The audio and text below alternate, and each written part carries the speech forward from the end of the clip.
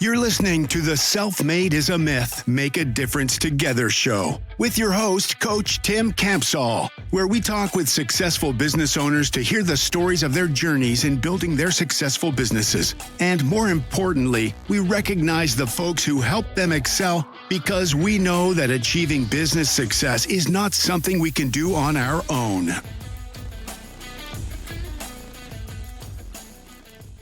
Hello, this is Coach Tim Campsall, and I'm excited to have a fellow business owner from Indiana with us today. My guest is a basketball mom.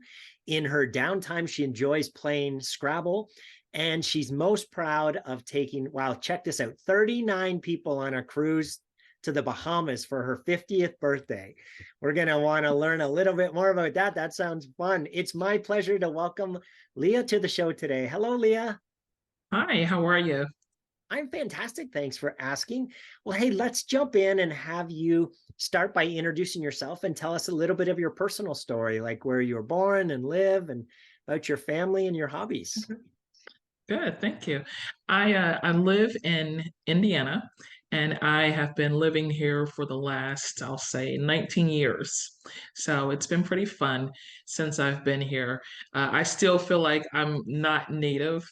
So I'm like, I get lost if I go downtown. People are like, "Can you tell me where?" I'm like, "No, I'm just a visitor like you, right?" So I'm originally from the Philadelphia area. I grew up in New Jersey, so I grew up in South Jersey, which is different. So if you grew up in North Jersey, you're considered a New Yorker. South Jersey, you're considered a Philadelphian. Okay, so um, technically, I'm from the East Coast. Still go back there quite a bit to take my kids and family back there every couple of weeks or so, or a couple of months, just so that they can get used to being back there. My family loves Wawa and all sorts of Dunkin' Donuts, all the East Coast stuff. But so right now we have been. I have a husband. We've been married for 19 years. We met in college. Oh, So wow. thank That's you. awesome. Yeah, we met in college. I'll say probably now. Let me see. So in 1991 is when we met. So it must be a long, long, long, long, long time ago. So tell us about that cruise. Well, so my husband doesn't like when I bring it up because he's like, we spent so much money. But certainly, yeah, I wanted to do something special for my 50th birthday. So I was like, I want to do a cruise. And we wound up doing a cruise for our friends. Our I won't say all of our friends. I'll say our married friends because it was just easy to do it that way. So our married friends and their children, our parents, and my siblings. So it was pretty cool Oh, just to wow. be able to go away for a week and really. And my daughter, oh yeah, my youngest daughter brought five of her friends from her basketball team Wow. because she was celebrating her sweet 16 birthday. Uh, So we that's did have awesome. some kids. It was like the Rainbow Nation, it's like black, white, Asian, all different Oh, races. that's awesome. So yeah, that was cool. So, Leah, I'm sure there is a funny story that your family likes to tell about you, but are you willing to share it with us today? uh Let me see. I don't really have funny stories. I mean, well, you know what? I do have one. So, sure, I would love to. My when I started working, and I worked from home a lot, before I moved out and got an office, my husband would watch the kids when they were young, right? So, like my son was 1 year old, and my daughter at the time was 3, and they were really, really bad, right? So, I mean, they were like awful bad. So I'm in the back, and I'm like, I told my husband before, I'm like, you gotta watch the kids, okay? So I can work. Because if you don't watch the kids, I can't work. So he's like, sure, sure, I got this. So I'm like, okay. So, I'm back there working in the room. And next thing I know, I hear something heavy moving across the floor. And I'm like, what is going on? And I hear my 3-year-old saying, push, push, push. And I'm like, okay, what's going on? So I call out to my husband. I'm like, babe, and I'm like, are you watching those kids? And he's like, and I didn't hear anything in reply. I heard my daughter say, babe asleep, push, push. What was it? They were pushing this little I'll say chest that I Oh, had in the hallway. So they yeah. were moving it from the front door all the way across in the living room. Now, do they take after their mom or their dad with that naughtiness? I don't know who they take after. My husband said he says they take after my side, but yeah, they don't like when people fall asleep when they're supposed to be watching them. I don't know what it is. It's just Thank you for sharing. Hey, tell us about how the business come about and at what point did you have the confidence that you could run your own business? so I've always been confident that I could run my own business. Um, my dad, he owned a gas station in New Jersey, in Camden, New Jersey. And our first jobs were with my dad. So pumping gas. So in New Jersey, you have to have somebody pump your gas. You can't Right. pump gas yourself.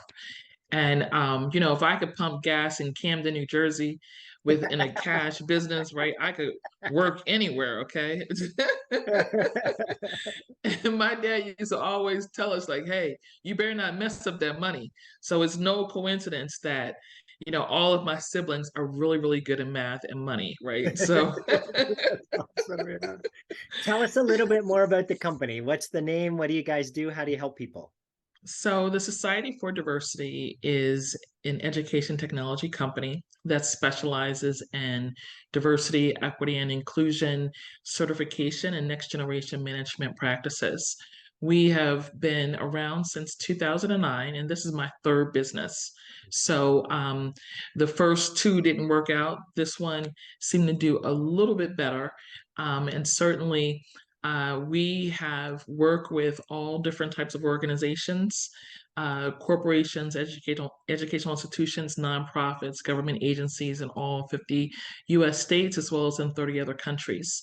Our specialty is really helping organizations to rethink diversity, equity, and inclusion so that they're not doing black and white, male and female, um, political correctness, but they're thinking about how this generation is changing and how expectations for management have shifted and require organizations to go away from outdated management practices and ineffective business growth strategies.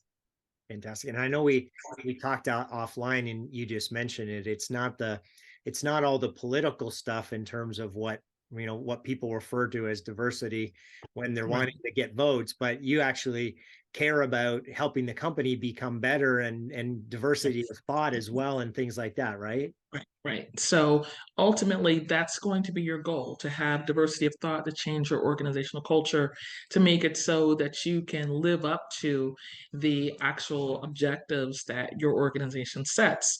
And that requires sometimes diversifying your products and services. For example, thinking about how, if you have a product, thinking about how to make that product more accessible for different groups. And accessibility isn't something that benefits people who have disabilities. It benefits people from different generations. It benefits people who perhaps may be caregivers. It benefits a lot of different individuals depending on their needs. And when you kind of think about it like that, you're not limiting your conversations about diversity to race or to gender or to sexual orientation. That's awesome. For everyone listening, make sure to check out Leah's company in the link in the description and visit her LinkedIn and give her a message. Tell her that you watched her video. So, hey, Leah, share a story where someone pushed you or inspired you that you could do it, maybe even when you didn't think that you could, and the impact that that person had on you. So I think my husband has been really instrumental in helping me to, um, go to the next level. So, um, when I started in 2009, my son was just an infant. So, my husband had to, I was traveling all over. The only way that I could get to all 50 states, right, is that I had to spend a lot of time traveling. I spent the first 10 years of the business traveling a lot.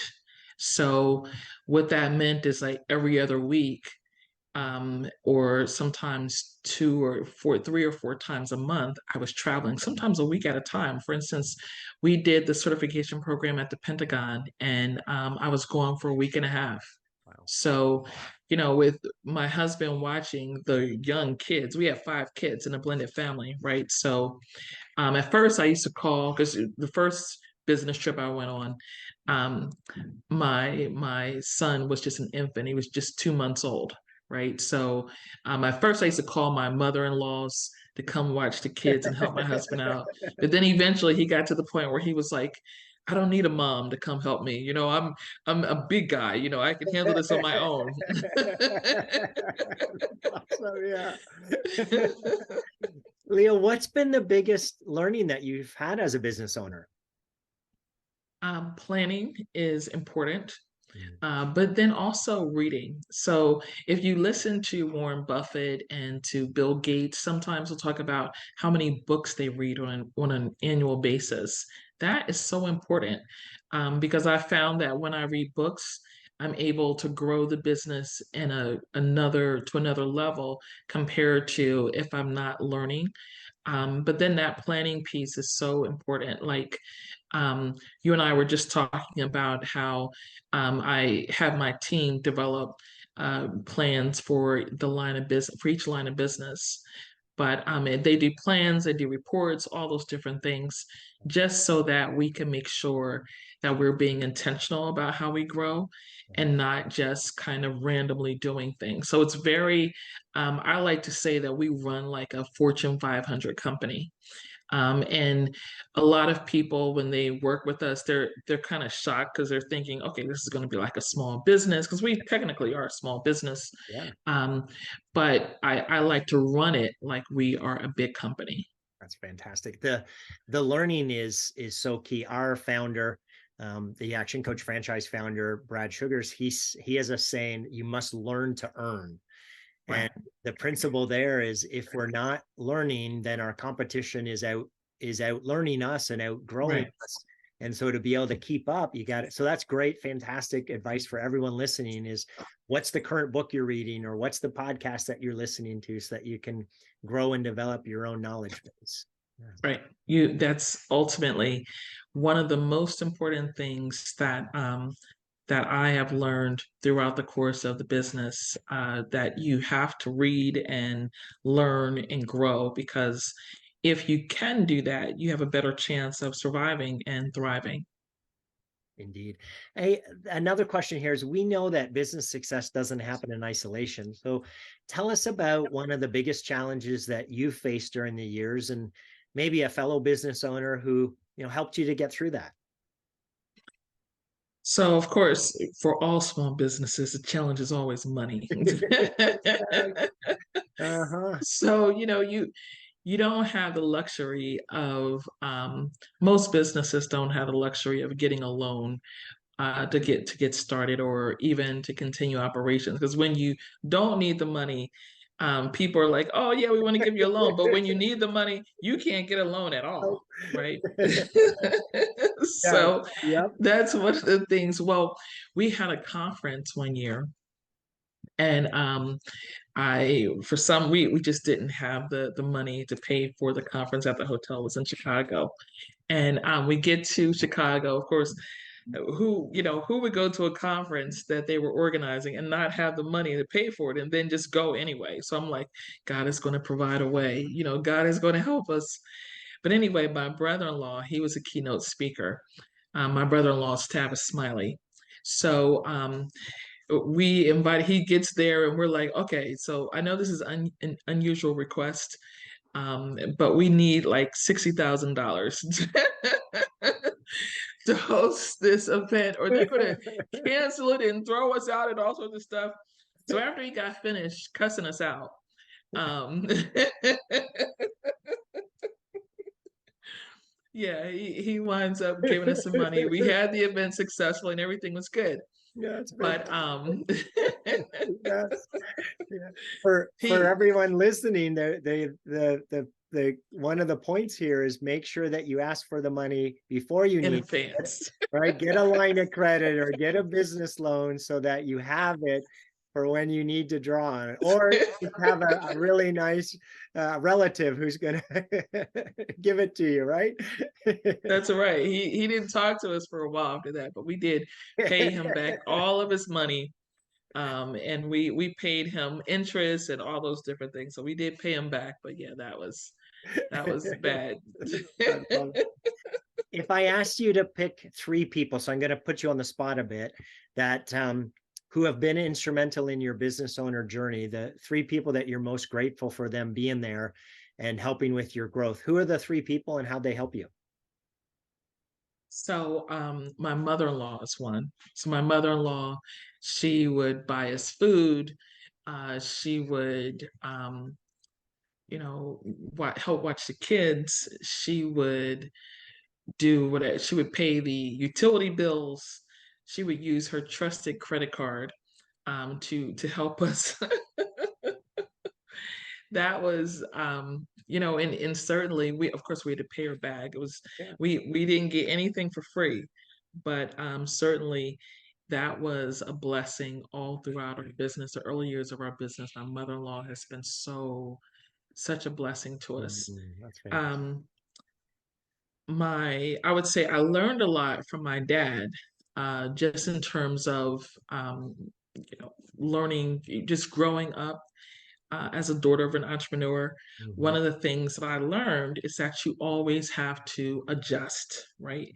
You're never going to get to the point where you're just kind of sitting there and coasting, like, okay, you know what? I've been in business for 20 years and I'm still doing the same thing that I've always done. You're not going to survive in business or thrive in business long, right? So, um, I would say that influence has been really, really strong. So we're always innovating and trying to stay ahead of our competitors, um, from that perspective. And then most importantly, not last, but most importantly, my husband, um, we have been he helps out in he doesn't help out in, like, we have different working styles. I'll say that. Yeah. Well, I'll start there. So I believe in working. I could work like 10, 12 hours a day. He works, in spurts, Mhm. right? And but he prefers to work on his telephone. I prefer on his cell phone. I prefer to work on a computer. Uh-huh.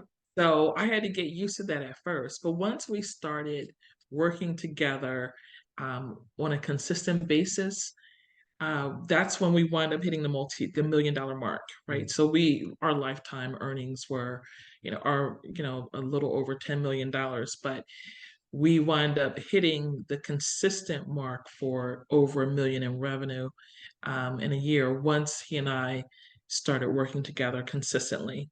Yeah. So, but that was a long journey. I think that was like after like year, 11 of the business or something like that. I mean, he didn't. It's We, it's it took a long time for him to get to that point. Yeah. It's interesting that I've noticed with many of our clients who are couples that the saying that opposites attract tends to be very true, not only in a relationship, but also in a business setting, because subconsciously we know that we need our opposite to complete us. But until we learn to appreciate that, it can be like, oh, that person drives me crazy. And then finally we are like, oh yeah, no, right? Together we're actually better than on our own. So that's fantastic that you guys have been able to find the way to work together and have the 1 + 1 equal more than two. Leah, as you think about the next 3 to 5 years, what's the biggest challenge that you see that you're going to face in reaching your goals, and who are the types of people you're going to need to solve those? So, the biggest challenge that we face is really external, right? So, just dealing with the political environment and the elections and people who try to cause folks to think that diversity is actually divisive. Um, So yeah, that's the biggest challenge because a lot of companies have been cutting back on their DEI efforts. And I'm not going to say it's all because of the external environment. The other piece is that within the DEI field, diversity, equity, and inclusion field, you also have a lot of people who jumped into the field and they don't really have the skills or the knowledge, and they are kind of making a mess themselves. Like they are causing people to think like, oh my goodness, maybe we shouldn't do this. So it's kind of like reworking the industry and Mm, helping companies to hire the right people so that they're not doing these awful things that have bad results, right? So, yeah, some of the stuff, some of the negative critiques about diversity is justified. yeah, I'm not going to lie, it's 150% justified.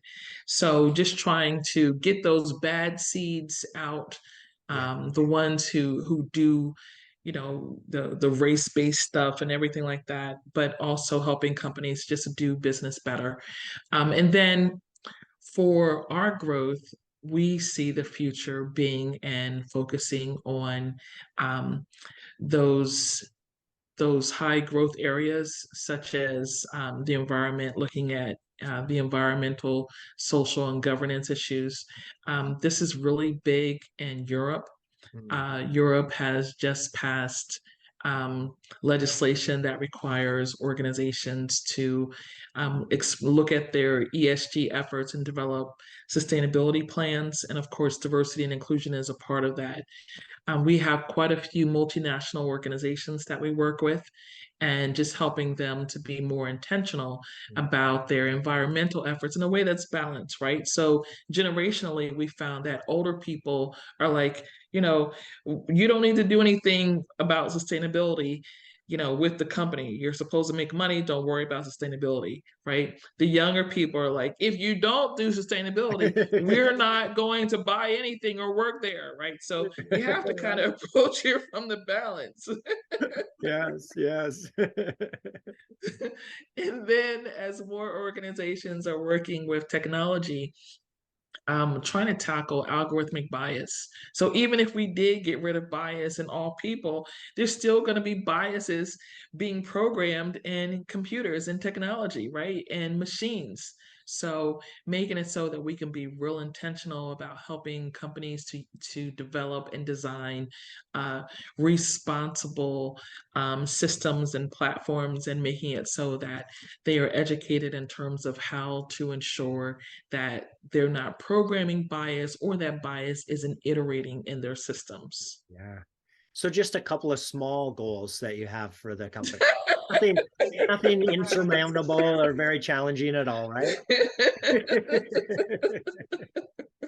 Last question, Leah. Jim Rohn, an awesome business guru, says that we become the average of the 5 people that we spend the most time with. So as you think about that quote, what advice do you have for business owners who, just getting started and have this perception that they have to figure it out on their own? Right. So you need to have those people around you who can give you the real perspective. I love what you're doing, Tim, because you're helping people to really see that you're not just going to start a business and it takes off, right?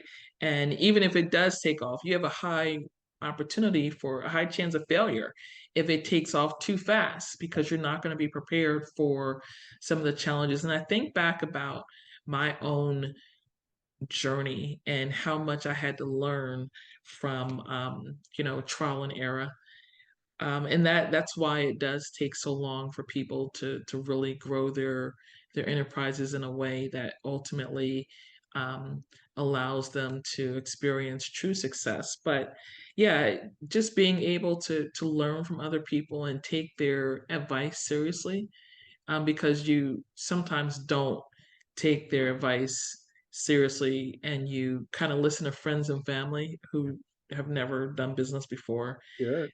They don't have the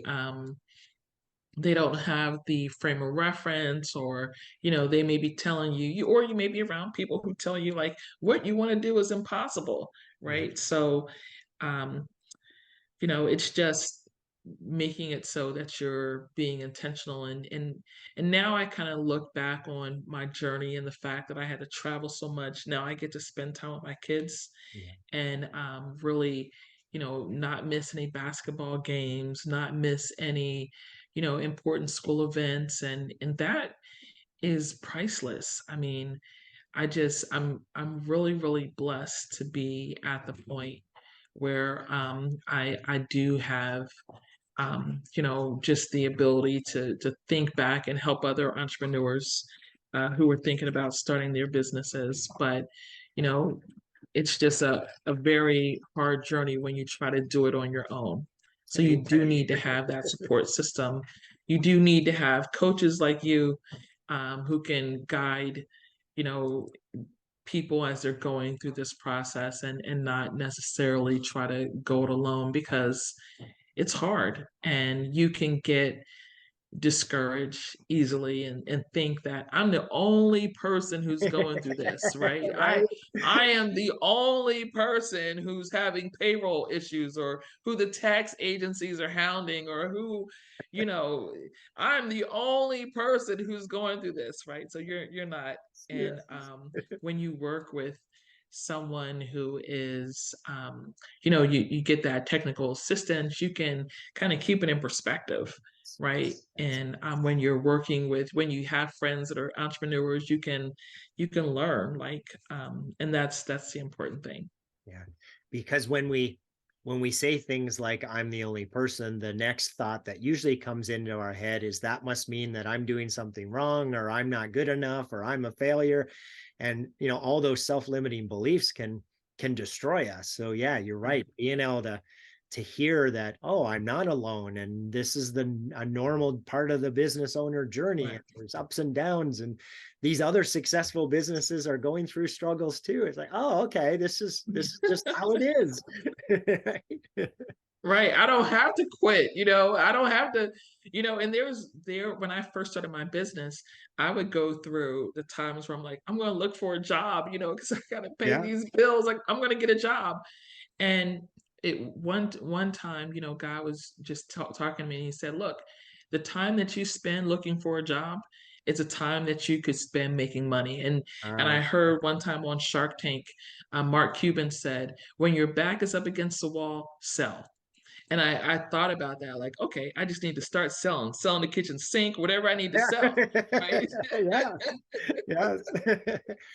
Well, it sounds like you've been blessed with some incredible people that have been part of your business owner journey. If they were all on the show here today, what would you want to say to them? Thank you. Yeah, just thank you. So I do try to let everyone know that we appreciate them. And certainly that is, one of the big things for us, just making it so that, people know that we appreciate them, and that we're grateful. But yeah, it's a journey. I know that there's more ahead, but certainly this has been I'll say a wonderful time of learning and growing and just developing. And sometimes even I look at how I'm developing as a business owner, and I look at some of the things that my kids go through as they're trying to navigate the world. um, it is, important that I keep everything in perspective, right? Because they're also watching, Mm-hmm. and that's one of the big things. And their friends are watching too, and everyone else. Leah, it's been a pleasure speaking with you today. Thank you so much for being on the show. Thank you. Thank you for having me. Thanks for listening to the Self-Made is a Myth show with your host, Coach Tim Campsall. Please help spread this movement by liking and subscribing to our show and following us on Facebook and LinkedIn or wherever you listen to your favorite podcast. To join our movement, go to bemadtogether.com. Okay, folks, that's a wrap. Please pay it forward and be sure to tune in next time to the Self-Made is a Myth podcast.